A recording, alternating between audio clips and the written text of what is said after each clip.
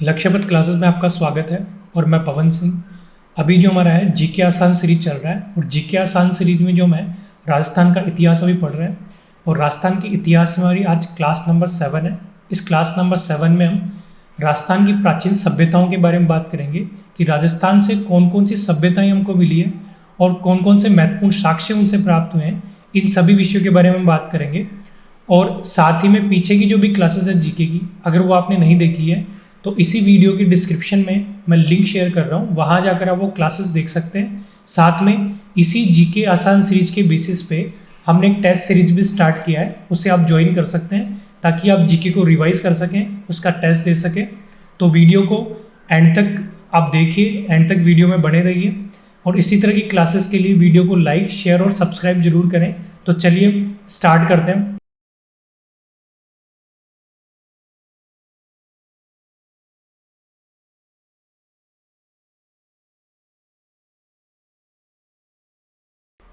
लक्ष्यपथ classes में फिर से आपका स्वागत है। तो चलिए हमारी क्लास नंबर 7 को हम स्टार्ट करते हैं। आज जो मैं जीके आसान सीरीज अभी हम पढ़ रहे हैं राजस्थान का इतिहास, राजस्थान की प्राचीन सभ्यताएं, आज हम क्लास नंबर 7 में पढ़ने वाले हैं और ये हमारा पार्ट 2 है। तो चलिए हम स्टार्ट करते हैं। राजस्थान की प्राचीन सभ्यताएं। तो प्राचीन सभ्यताओं के जो इंपॉर्टेंट पॉइंट्स हैं वो हम सबसे पहले देख लेते हैं, क्या क्या इंपॉर्टेंट फैक्ट्स या पॉइंट्स हैं राजस्थान की प्राचीन सभ्यताओं में। राजस्थान की मरुभूमि को प्राचीन सभ्यताओं की जननी कहा जाता है। यहाँ राजस्थान से कई प्राचीन सभ्यताएं हमको मिली है। यहाँ पर पाषाण युगीन, ताम्र पाषाण युगीन सभ्यताओं का उदय हुआ, यानी कि पत्थर की जो सभ्यताएं थी वो तांबे और पत्थर में की जो सभ्यताएं, उन्हीं दोनों सभ्यताओं का यहाँ पर मिली है या उदय हुआ है। राजस्थान की सभ्यताओं से प्राप्त चित्रकला, मृदमान, शिल्प, धातु, तकनीकी कौशल से इनका संबंध प्राचीन विश्व की प्राचीन सभ्यताओं से स्थापित होता है। राजस्थान की सभ्यताओं में जो भी चित्रकला, मृदमान, शिल्प, धातु और तकनीकी जो कौशल है, जहाँ पर यहाँ पर जिस तरह के औजार जो धातु के यूज़ किए जाते थे, उन सभी को देखकर इनका जो संबंध है, यहाँ की जो प्राचीन सभ्यताओं का संबंध है वो विश्व की प्राचीन सभ्यताओं से स्थापित होता है। तो सबसे पहले प्राचीन सभ्यताओं को हम जिलेवार पढ़ रहे हैं। सबसे पहले हमारे पास हनुमानगढ़ जिला है। हनुमानगढ़ जिले में कालीबंगा सभ्यता, हनुमानगढ़ सबसे पहले कालीबंगा सभ्यता हनुमानगढ़ से प्राप्त हुई है। कालीबंगा की खोज सर्वप्रथम 1952 ईस्वी में अमलानंद घोष द्वारा की गई थी। सैंधव सभ्यता की तीसरी राजधानी, 6000 वर्ष पुरानी ये सभ्यता है। कालीबंगा जो सभ्यता है वो 6000 वर्ष पुरानी है। सैंधव सभ्यता की तीसरी सभ्यता इसको माना गया है। उत्खनन का कार्य जो है बीबी लाल, बीके थापर, एमडी खर्रे तथा केएम श्रीवास्तव द्वारा किया गया। कालीबंगा सभ्यता का जो उत्खनन कार्य है वो बीबी लाल, बीके थापर, एमडी खर्रे तथा केएम श्रीवास्तव द्वारा किया गया। प्राचीन सरस्वती तथा वर्तमान घग्गर यानी कि प्राचीन दृश्यद्रव्यती नदी के मध्य ये स्थित है। आपकी जो कालीबंगा सभ्यता है वो प्राचीन सरस्वती नदी और वर्तमान जो घग्गर नदी है जिसको प्राचीन दृश्यद्रव्यती नदी कहा जाता था, उन दोनों के मध्य कालीबंगा सभ्यता आपकी स्थित है। कालीबंगा से हड़प्पा कालीन सांस्कृतिक युग के 5 स्तर मिले हैं। प्रथम जो 2 हैं वो प्राक हड़प्पा कालीन है, जबकि 2 हड़प्पा कालीन है। यहाँ पर जो सांस्कृतिक युग के जो स्तर है वो 5 स्तर यहाँ पर मिले हैं। 5 स्तर की जो संस्कृति है वो यहाँ पर मिली है, इसमें 2 प्राचीन हड़प्पा कालीन यानी कि प्राक हड़प्पा कालीन है तथा 2 हड़प्पा कालीन है। पूर्व हड़प्पा कालीन है। हड़प्पा काल तथा उत्तर हड़प्पा कालीन सभ्यताओं का यह प्रतिनिधित्व करती है आपकी कालीबंगा सभ्यता। कालीबंगा का जो शाब्दिक अर्थ है वो काले रंग की चूड़ियाँ हैं। सर्वप्रथम इस सभ्यता की जानकारी इटली के विद्वान एलपी टेसिटोरी द्वारा दी गई। तो एक इंपॉर्टेंट क्वेश्चन बन सकता है कि कालीबंगा सभ्यता आपकी सरस्वती नदी और वर्तमान घग्गर नदी के बीच स्थित है। साथ ही में इसकी जो इटली सबसे पहले जो जानकारी हुई कालीबंगा सभ्यता की वो आपके इटली के जो विद्वान है डॉक्टर एलपी टेसिटोरी, उनको हुई थी और ये 6000 वर्ष पुरानी आपकी सभ्यता है। 1952 में अमलानंद घोष द्वारा इसको खोजा गया था। इसके बाद है कालीबंगा का नगर नियोजन किस प्रकार का था। ये विकसित सभ्यता थी, पूर्णतः डेवलप सभ्यता थी। पश्चिमी और पूर्वी टीलों पर नगर क्षेत्र था इसका। दुर्ग पश्चिमी भाग में जो था वो दुर्ग था और पूर्वी भाग जो था निचली भाग, जहाँ पर 5 से 5500 मीटर चौड़ी सड़कें यहाँ पर मिलती थी आपकी कालीबंगा नगर नियोजन में।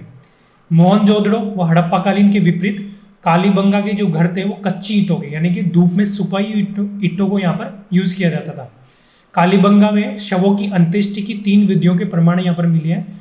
पूर्ण समाधिकरण, कंप्लीट बुरियल, जहाँ पर कंप्लीटली समाधिकरण की बात हो रही है। दूसरा है आंशिक समाधिकरण, पार्शियल बुरियल, और तीसरा जो है वो दाहकर्म यानी कि सरमेशन की बात हो रही है। फिर है कालीबंगा से मिले महत्वपूर्ण साक्ष्य कौन कौन से हैं। जुते हुए खेतों के प्रमाण यहाँ पर मिले हैं कालीबंगा से। हल्के सबसे प्राचीन निशान जो है विश्व में वो कालीबंगा से हमको प्राप्त हुए हैं। हवन की वेदियाँ, अग्निकुंड यहाँ पर मिले हैं। ये यहाँ पे जो साक्ष्य मिले हैं उनके बारे में बता रहे हैं। बेलनाकार जो है मुहरें प्राप्त हुई है जो मेसोपोटामिया की सभ्यता में प्रचलित थी। मेसोपोटामिया की जो सभ्यता थी उसमें जिस तरह की मोहरें प्रचलित थी उस तरह की मोहरें आपकी कालीबंगा सभ्यता में प्रचलित थी। मुगल समाधि, प्रतीकात्मक समाधि के प्रमाण, यहाँ पर समाधियों के प्रमाण भी मिले हैं जिसमें मुगल समाधि और प्रतीकात्मक समाधि के प्रमाण यहाँ पे मिले हैं। हाथीदांड, पूर्णतः हाथीदांड के साक्ष्य यहाँ पे मिले हैं।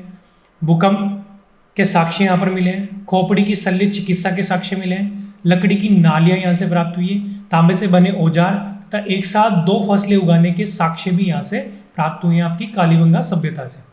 इसके बाद देखो हनुमानगढ़ में अन्य जो सभ्यताएं हैं वो कौन कौन सी है। इंपॉर्टेंट सभ्यताओं की हम बात कर रहे हैं यहाँ पे। दूसरी जो है रंगमहल हनुमानगढ़ सभ्यता है। डॉक्टर हन्नारिक के नेतृत्व में 1952 और 54 के बीच में स्वीडिश दल द्वारा यहाँ पर उत्खनन किया गया आपकी रंगमहल सभ्यता में, हनुमानगढ़ में। घग्गर नदी के तट पर यह स्थित है। कुषाणकालीन और गुप्तकालीन संस्कृति के अवशेष यहाँ पर प्राप्त हुए हैं। प्राप्त मृदबांध गहरे लाल रंग, गुलाबी और पीले रंग लिए हुए जिन पर काले रंग की डिजाइन है, इसलिए इसको रंगमहल नाम दिया गया। रंगमहल हनुमानगढ़ सभ्यता को रंगमहल क्यों नाम दिया गया?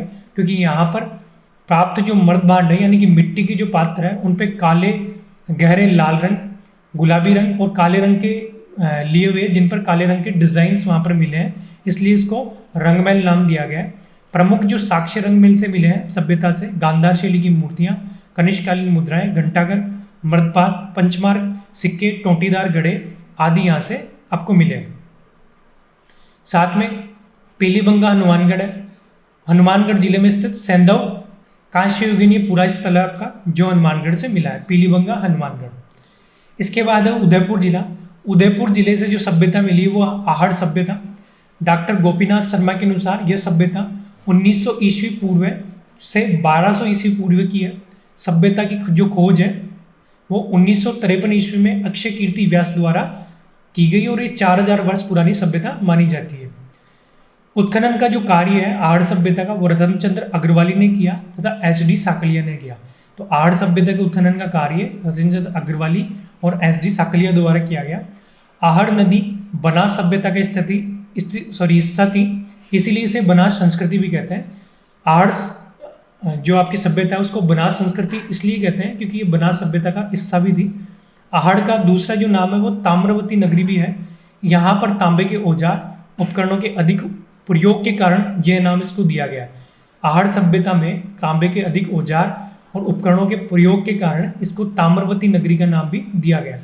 तांबे की कुल्हाड़ियाँ यहाँ से प्राप्त हुई। वृषभ, तांबे की 6 मुद्राएं, अंगूठियाँ, चूड़े, मिट्टी व पत्थर के खिलौने, ईसा पूर्व की यूनानी मुद्रा भी यहाँ से प्राप्त हुई है। तांबे गलाने की बट्टियाँ, गलाकर उपकरण बनाना, बिना हत्थे के छोटे जलपात्र जो ईरानी सभ्यता से समानता दिखाते हैं। यहाँ से बिना हत्थे के छोटे जलपात्र भी मिले हैं जो कि इसका संबंध ईरानी सभ्यता से समानता भी बताते हैं या संबंध बताते हैं। फिर है यहाँ की सभ्यता टीले के नीचे दबी हुई मिली जिससे इसे धूलकोट यानी मिट्टी का टीला भी कहते हैं। यह सभ्यता एक मिट्टी के टीले के नीचे से प्राप्त हुई इसलिए इसको धूलकोट यानी मिट्टी का टीला भी कहा गया। इस सभ्यता के अन्य नाम ताम्रवती नगरी, अघाटपुर और धूलकोट भी है। उत्खनन में बस्तियों के 8 स्तर मिले हैं। यहाँ पर जो बस्तियाँ हैं या नगर हैं उनके 8 स्तर यहाँ से प्राप्त हुए हैं। आहड़ के लोग मृतकों के साथ आभूषण को भी दफनाते थे। आहड़ सभ्यता में लोग जो मृतक हैं उनके साथ आभूषणों को दफनाते थे जो कि इनके मृत्यु के बाद जीवन की अवधारणा का समर्थक होने की पुष्टि करता है। यहाँ के आहड़ सभ्यता के जो लोग थे वो शवों के साथ आभूषणों को दफनाते थे। इससे इस बात की या इस अवधारणा की पुष्टि होती है कि वो ये मानते थे कि मृत्यु के बाद भी कोई दूसरा जीवन मनुष्य को होता है। इसीलिए इस अवधारणा के बेसिस पे वो आभूषणों को मृतकों के साथ दफनाते थे। अन्य मिट्टी के लाल काले बर्तन, घरों में एक से अधिक चूल्हे, संयुक्त परिवार प्रथा के ये समर्थन करती थी सभ्यता। रंगाई छपाई का कार्य यहाँ पे होता था। कृषि कार्य व शव दफन करना, ये यहाँ पर साक्ष्य हमको मिले। अन्य सभ्यताएं उदयपुर की कौन कौन सी है? तो सबसे पहले दूसरे नंबर पे है बालाथल की सभ्यता उदयपुर। बालाथल 3000 ईस्वी पूर्व तक अस्तित्व में रही ताम्रपाषाण कालीन सभ्यता थी ये। तांबे और पत्थर दोनों का यूज इस सभ्यता में हुआ, बालाथल सभ्यता उदयपुर में। उत्खनन खोज पीएन मिश्र द्वारा 1993 ईस्वी में किया गया बालाथल में। वल्लभनगर उदयपुर और बेड़ज नदी के तट पर यह स्थित थी आपकी बालाथल सभ्यता उदयपुर। इस सभ्यता का संपर्क हड़प्पाकालीन सभ्यता से होने का प्रमाण मिलता है, जिससे अपरिष्कृत मर्दभांड, मिट्टी के पात्र, तांबे के सिक्के जिन पर हाथी व चंद्रमा की आकृतियां, लौह गलाने की भट्टियां, 11 कमरों का विशाल भवन, योगी मुद्रा में शवादान, जो शव होते थे उनको योगी मुद्रा में दफनाया जाता था या शवादान किया जाता था।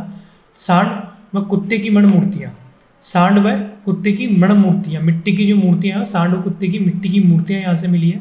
अन्य जो है 4000 वर्ष पुराना एक कंकाल यहाँ से प्राप्त हुआ है, जो भारत में कुष्ठ रोग का सबसे पुराना प्रमाण है। फिर है अन्य सभ्यताओं में धोलीमार सभ्यता उदयपुर। उदयपुर जिलों में आहड़ सभ्यता का नवीनतम स्थल है आपका, नवीनता की जगह नवीनतम स्थल है आपका ईशवाल उदयपुर। उदयपुर में स्थित प्राग ऐतिहासिक स्थल, जहां से लोहा उद्योग के साक्ष्य मिले। यहाँ से किए गए उत्खनन से लगातार 200 वर्ष तक लोहा गलाने का प्रमाण मिले। ईशवाल जो उदयपुर है वहां से आपको 2000 कम से लगातार 200 वर्षों तक लोहा गलाने के प्रमाण यहाँ पर मिले। फिर है सीकर जिले से आपको जो मिली है वो है आपकी गणेश्वर सभ्यता। सीकर जिले के नीम का थाना के पास कांतली नदी के किनारे स्थित गणेश्वर एक ताम्रयुगीन सभ्यता है। सीकर जिले में जो सभ्यता मिली है आपकी गणेश्वर सभ्यता, वो एक ताम्रयुगीन सभ्यता है और एक कांतली नदी, नीम का थाना जो स्थान है वहां के पास में कांतली नदी के किनारे पर यह सभ्यता मिली है। गणेश्वर को भारत की ताम्रयुगीन सभ्यताओं की जननी कहा जाता है। जो भी भारत में अन्य जो ताम्र सभ्यताएं मिली हैं उनकी जो जननी है वो आपकी गणेश्वर सभ्यता है। रतन चंद्र अग्रवाल द्वारा उत्खनन कार्य किया गया, जिसमें 2800 ईस्वी पूर्व के अवशेष प्राप्त हुए हैं। तांबे के आयुध व उपकरणों में 99% तांबा, जो इस क्षेत्र में तांबे की अधिकता का प्रमाण है। जो भी यहाँ पर तांबे का आयुध या उपकरण यूज किए जाते थे उनमें 99% तांबा यहाँ पर यूज हुआ है। तो यहाँ पर इस क्षेत्र में इस चीज़ का प्रमाण करता है कि तांबे की अधिकता थी। साक्ष्य क्या क्या मिले? बाढ़ से बचने के पत्थर का बांध के साक्ष्य मिले, मछली पकड़ने के तांबे के कांटे यहाँ से मिले, बाण, तांबे की बर्छी, छेनियाँ, उस्तरे, फलक, अंगूठियाँ, कैस्पिन, कंगन आदि सभी यहाँ से प्राप्त हुए हैं गणेश्वर सभ्यता से। फिर आपका भीलवाड़ा जिले से जो प्राप्त हुई सभ्यता वो आपकी बागोर सभ्यता। भीलवाड़ा में कोठारी नदी के किनारे ये आपकी सभ्यता स्थित है, आपकी बागोर सभ्यता। उत्खनन का कार्य जो है या खोज का जो कार्य है वो डॉक्टर वीएन मिश्र द्वारा डॉक्टर लेस्नी के निर्देशन में 1967 से 1970 तक करवाया गया उत्खनन। बागोर से सभ्यता के 3 स्तरों के अवशेष प्राप्त हुए हैं आपके। प्रथम जो स्तर है 4480 ईस्वी से 3258 ईस्वी पूर्व से, द्वितीय जो है 2765 से 500 ईस्वी पूर्व है, तृतीय जो है 500 ईस्वी पूर्व है, 4वीं शताब्दी तक ये यहाँ के स्तर रहे अवशेषों के। प्रथम में मृतकों के शवादान पूर्व और पश्चिम दिशा में लेटाकर किए जाते थे या लेटे हुए मिले। तृतीय में मृतकों के शवादान उत्तर और दक्षिण दिशा में लेटे हुए मिले। यहाँ से मध्य पाषाणकालीन और नव पाषाणकालीन साक्ष्य प्राप्त हुए। भारत में कृषि व पशुपालन के साक्ष्य बागोर से प्राप्त हुए। बागोर भीलवाड़ा जो सभ्यता है उससे आपके पशुपालन और कृषि के साक्ष्य भी प्राप्त हुए। साक्ष्य में बड़ी संख्या में लघु पाषाण उपकरण मिले हैं, ठीक है। लघु और पाषाण छोटे जो पत्थर के उपकरण हैं वो आपको बागोर सभ्यता भीलवाड़ा से प्राप्त हुए हैं। युद्ध शिकार के साक्ष्य यहाँ से मिले हैं। बोतल के आकार के गहने, तांबे के छेद वाली सुई। पुरावशेषों के संरक्षण हेतु मांडल भीलवाड़ा में आदिम संस्कृति संग्रहालय की स्थापना की गई है।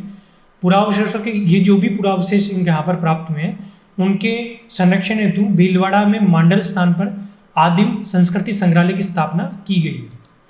इसके बाद अन्य सभ्यताएं भीलवाड़ा में कौन कौन सी है? ओशियाना भीलवाड़ा सभ्यता, ओजियाना या ओशियाना सभ्यता है। बदनौर के पास स्थित आहड़ संस्कृति से संबंधित ये आपका पूरा स्थल है आपका। इसका विकास 3 चरणों में हुआ है। साक्ष्य लाल व काले रंग के सफ़ेद रंग से चित्रित मृतपात्र यानी मिट्टी के पत्थर या मणके यहाँ से मिले हैं। शंख व तांबे की चूड़ियाँ यहाँ से प्राप्त हुई है। फिर आपका जयपुर, जयपुर से बैराट सभ्यता है। 1937 ईस्वी में दयाराम साहनी ने यहाँ पर उत्खनन का कार्य करवाया। 1962 से 63 ईस्वी प्राचीन मत्स्य जनपद विराटनगर जयपुर, बाणगंगा नदी के किनारे आपकी ये सभ्यता स्थित है, आपकी बैराट सभ्यता जयपुर। यहाँ पर बीजक की पहाड़ी, भीम डूंगरी, बोमली डूंगरी तथा महादेव की डूंगरी से हड़प्पा सभ्यता व मौर्य काल के अवशेष प्राप्त हुए। इंपॉर्टेंट है कि आपकी बैराट सभ्यता से जो है यहाँ पर बीजक की पहाड़ी, भीम डूंगरी, बोमली डूंगरी तथा महादेव जी की डूंगरी से हड़प्पा सभ्यता व मौर्य काल के अवशेष प्राप्त हुए। 1962-63 में नीलरत्न बनर्जी व कैलाश दीक्षित द्वारा उत्खनन कार्य फिर से किया गया। बीजक की पहाड़ी से ईंटों से निर्मित गोल बौद्ध मंदिर आपको प्राप्त हुआ है। अशोक स्तंभ के साक्ष्य यहाँ पे मिले हैं आपकी बैराट सभ्यता से। अशोक का भाब्रू शिलालेख आपकी बैराट सभ्यता में, जो बौद्ध धर्म के त्रिरत्नों बुद्ध, धम्म, संघ 3 का प्रतिनिधित्व करता है या उसमें आस्था प्रकट करता है। यह स्तंभ अशोक के बौद्ध होने का प्रमाण है। ये जो आपको यहाँ से स्तंभ प्राप्त हुआ है आपका भाब्रू शिलालेख, वो अशोक जो था उसके बौद्ध होने का प्रमाण ये देता है आपकी बैराट सभ्यता में। भाब्रू शिलालेख की भाषा में पाली व भाषा जो थी वो पाली थी और लिपि जो है ब्राह्मी लिपि का प्रयोग इसमें हुआ। वर्तमान में ये शिलालेख जो आपका अशोक जो शिलालेख है, भाब्रू जो शिलालेख है, वो एशियाटिक सोसाइटी कोलकाता में रखा हुआ है। इसके बाद बैराट की या बैराट जयपुर की अन्य सभ्यताएं। बैराट सभ्यता से प्राप्त साक्ष्य कौन कौन से अन्य सभ्यताएं, साक्ष्य कौन कौन से हैं? अकबर की टकसाल, चांदी की 8 पंचमार्क, इंडो ग्रीक 28 मुद्राएं आपकी बैराट सभ्यता से मिली हैं। यवन शासक मियांडर की 16 मुद्राएं यहाँ से प्राप्त हुई है, जो इंडो ग्रीक शासन का आधिपत्य का प्रमाण यहाँ पर देती है कि आपकी बैराट सभ्यता पर जो है इंडो ग्रीक शासन था। मुगल गार्डन, पाषाण युगीन हथियारों, पत्थर के जो हथियार हैं, मिट्टी की पूजा के पात्र, पूजा के जो पात्र हैं वो मिट्टी के मिले, थालियाँ, लोटे, मणके, खप्पर, कुंडियाँ, सूती कपड़े से बंधी हुई मुद्राएं, सूती कपड़े में बंधी हुई मुद्राएं मिली हैं। शैल चित्र मिले हैं। पांडवों का अज्ञातवास भी आपका बैराट सभ्यता में रहा, जहाँ पर राजा विराट ने उनकी सहायता की। बौद्ध संस्कृति के अवशेष भी यहाँ पर मिले हैं, जिसका उल्लेख चीनी यात्री वेनसांग ने सीयू की जो है उसमें किया है। इसके बाद है प्राचीन संकलिपि के साक्ष्य भी यहाँ से मिले आपकी बैराट सभ्यता से। संकलिपि जो है आपकी प्राचीन संकलिपि है, उसके साक्ष्य भी यहाँ पर आपको बैराट सभ्यता से मिले हैं। बैराट को प्राचीन युगीन चित्रकला भी कहा जाता है। जयपुर महाराजा सवाई राम सिंह के समय बैराट से एक स्वर्ण मंजूषा की प्राप्ति हुई थी। डॉक्टर सत्यप्रकाश का कथन है कि आज़ादी के बाद जो कुछ हमने पाकिस्तान देकर खोया, उससे कई अधिक हमको बैराट को खोज कर मिला है। तो बैराट सभ्यता से ऐसे साक्ष्य और प्रमाण हमको प्राप्त हुए हैं, जिससे हमको हमारी विरासत को काफ़ी कुछ मिला है और काफ़ी कुछ फैक्ट्स हमको प्राप्त हुए हैं। इसके बाद जो है अन्य सभ्यताएं जो है जयपुर की, वो कौन कौन सी है? पुरास्थलीय सभ्यताएं हैं। जोधपुरा जयपुर लोहे युगीन पुरास्थल है आपका। लोहे युगीन आपका पुरास्थल है, जहाँ पर लोहे का ज़्यादा उपयोग हुआ है। यह लोहा बनाने की भट्टियाँ भी मिली है। शुंग व कुषाण युगीन सभ्यता के अवशेष हेतु ये प्रसिद्ध है आपकी जोधपुरा सभ्यता जयपुर। नलियारा सांबर जयपुर। प्रमुख साक्ष्य इंडोसाशियन और इंडो ग्रीक सिक्के यहाँ से मिले। कुषाण शासक दुविशिक, योद्धे, गुप्तकालीन चांदी के सिक्के, 105 कुषाणकालीन मुद्राएं, स्वर्ण निर्मित सिंह का सिर, नालियों के गोल पाइप, मिट्टी के आभूषण आदि यहाँ से आपको प्राप्त हुए हैं। चीथवाड़ी जयपुर, चौथी जो सभ्यता मिली अन्य वो चीथवाड़ी जयपुर है। जयपुर के पास चीथवाड़ी गांव में मिली एक सभ्यता या स्थल आपका। इसके बाद है टोंक जिला। तो टोंक जिलों में है सबसे पहले रेड सभ्यता है आपकी। प्राचीन भारत का टाटानगर आपके टोंक के नाम, टोंक जो है आपका प्राचीन टाटानगर के नाम से विख्यात है। यह स्थल टोंक जिले की निवाई तहसील और डील नदी के किनारे स्थित आपका रेड जो पूरा स्थल है या जो सभ्यता है वो निवाई तहसील में डील नदी के किनारे स्थित है। 1938 से 40 में खुदाई केदारनाथ द्वारा की गई मौर्यकालीन व शुंगकालीन साक्ष्य यहाँ से मिले हैं। दूसरी जो है टोंक के अंदर सभ्यता वो नगर टोंक है। उनियारा टोंक में स्थित पुरास्थल जिसका नाम मालव नगर था। मालव सिक्के व आहत मुद्राएं व गुप्त कालीन लेख यहाँ से मिले हैं। सलेटी पत्थर से निर्मित महिषासुर मर्दनी की मूर्ति यहाँ पर मिली है। इसके बाद है भरतपुर जिला। नौ है भरतपुर के नाम से यहाँ सभ्यता मिली है आपकी, यहाँ पूरा स्थल मिला है। इसका उत्खनन 1963 से 64 ईस्वी में RC अग्रवाल द्वारा कराया गया। रूपारेल नदी के किनारे आपका लोहेग्यून, ये जो लोहेग्यून सभ्यता है आपकी, नोहा जो सभ्यता है वो एक लोहेग्यून सभ्यता है और रूपारेल नदी के किनारे ये स्थित है। 5 सांस्कृतिक युगों के साक्ष्य यहाँ से मिले हैं। सबसे अधिक कुषाणकालीन और गुप्तकालीन साक्ष्य यहाँ से मिले हैं। प्रमुख जो साक्ष्य हैं वो है यक्ष प्रतिमा है आपकी, यक्ष प्रतिमा यहाँ से मिली है, यदा की जगह यक्ष प्रतिमा आपकी मिली है। जारो बाबा पक्षी चित्रित कुषाणकालीन ईंटें यहाँ से मिली है। कुछ ऐसी ईंटें प्राप्त हुई हैं जहाँ पे पक्षियों के चित्र थे। महाभारत कालीन साक्ष्य यहाँ से मिले हैं। कुषाणकालीन सर्वाधिक स्वर्ण सिक्के आपकी नौ भरतपुर सभ्यता से प्राप्त हुए हैं। कुषाण शासक हविष वो वासुदेव के प्रमुख साक्ष्य यहाँ से मिले हैं।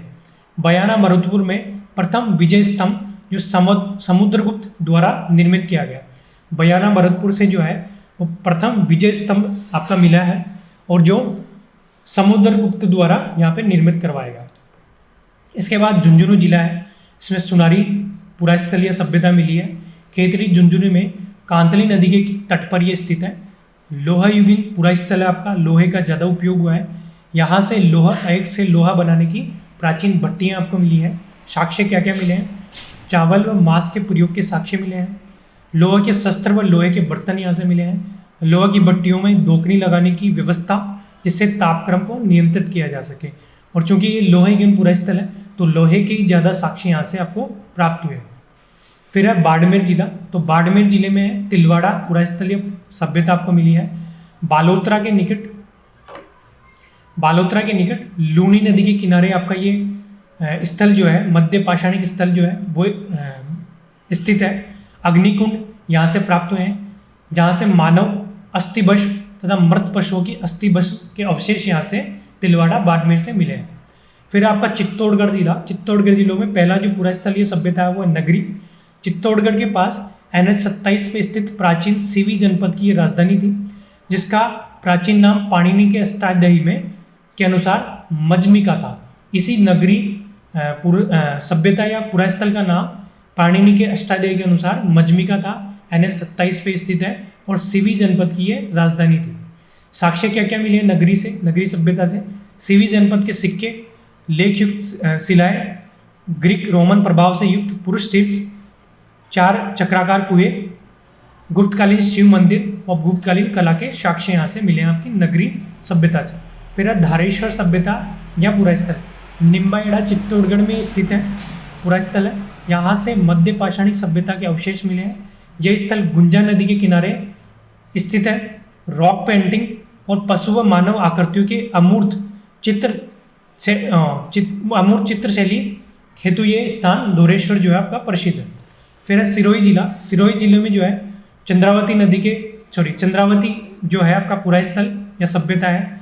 इस पुरास्थल से गरुड़ासन पर विराजित भगवान विष्णु की मूर्ति के साक्ष्य मिले हैं। कर्नल टॉड ने इस सभ्यता का जो उल्लेख है अपनी पुस्तक में भी किया है। फिर आपका गंगानगर जिला, इसमें जो पहली सभ्यता है वो आपकी बरौर की सभ्यता है। गंगानगर में प्राचीन सरस्वती नदी के तट पर अवस्थित ये आपकी सभ्यता है। यह सभ्यता प्राक व विकसित सैंधवकालीन है। प्राचीन और विकसित सैंधवकालीन ये सभ्यता है। साक्ष्य क्या क्या मिले हैं आपकी बरौर सभ्यता से? यहाँ से सेलगढ़ी के लगभग 8000 मन के, लाजवर्थ मन के, बटन के आकार की मोहरें आदि यहाँ से प्राप्त हुए हैं बरौर सभ्यता से। सैंधवकालीन उद्योग आधारित अर्थव्यवस्था पर यह सभ्यता आपकी जो है सैंधवकालीन उद्योग पर आधारित ये आपकी सभ्यता थी। अन्य सभ्यताएं कौन सी हो श्रीगंगानगर में? अनूपगढ़, तरखाना वाला डेरा और चक्र डप, ये इसकी अन्य सभ्यताएं आपकी श्रीगंगानगर जिले की। फिर आपका जालोर जिला, इसमें भीनमाल सभ्यता है। उत्खननकर्ता RC अग्रवाल थे। साक्ष्य जो है रोमन एम्फोरा, यूनानी सुराही के यहाँ पे साक्ष्य मिले हैं। सुराही जो पानी पीने के लिए हम यूज़ करते हैं उसके साक्ष्य आपके भीनमाल सभ्यता से मिले हैं। जालोर से। महाकवि माघ और ब्रह्मगुप्त की ये जन्मस्थली है आपकी भीनमाल सभ्यता। चीनी यात्री वेनसांग ने भी यहाँ की यात्रा की है। दूसरी जो है एलाना सभ्यता आपकी जालोर में। फिर आपका राजसमंद जिला, राजसमंद जिला में गिलूंड राजसमंद सभ्यता आपको मिली है या पुरास्थल प्राप्त मिला है। बनास नदी के तट पर स्थित है। ये ताम्रयुगीन, तांबे की सभ्यता थी, तांबे का ज़्यादा उपयोग होता था। ताम्रयुगीन स्थल है, यह सभ्यता है। 1900 से 1700 ईस्वी पूर्व है। बनास संस्कृति के नाम से भी इसको पुकारा जाता है। आहड़ में पक्की ईंटों का उपयोग नहीं हुआ है, जबकि गिलूंड में आहड़ जो आपकी संस्कृति थी उसमें सुखाई हुई कच्ची ईंटों का उपयोग होता था निर्माण के लिए, लेकिन यहाँ पर गिलूंड में पक्की ईंटों का उपयोग प्रचुर मात्रा में हुआ है।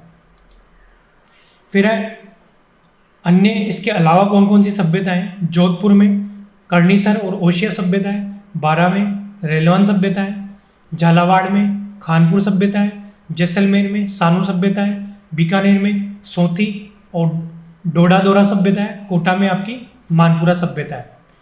तो ज़्यादातर जो हमने सभ्यताओं के बारे में पढ़ा या प्राचीन सभ्यताओं के बारे में राजस्थान में जो भी साक्ष्य मिले उनसे हमको ये समझ में आया कि जो भी राजस्थान की प्राचीन सभ्यताएं हैं वो ज़्यादातर सभ्यताएं किसी न किसी नदी के किनारे स्थित हैं और वहाँ पर तांबे का, पत्थरों का और मृदमान मिट्टी के बर्तनों का और अर्थव्यवस्थाओं का किस किस तरह से उपयोग हुआ, ये सब हमने यहाँ पर पढ़ा है। और ज़्यादातर जो हमको साक्ष्य मिले हैं कि हर सभ्यता आपकी किसी न किसी नदी के किनारे स्थित थी। तो इसी तरह की क्लासेस के लिए आप हमसे जुड़े रहिए और वीडियो को लाइक, शेयर और सब्सक्राइब जरूर करें। Thank you.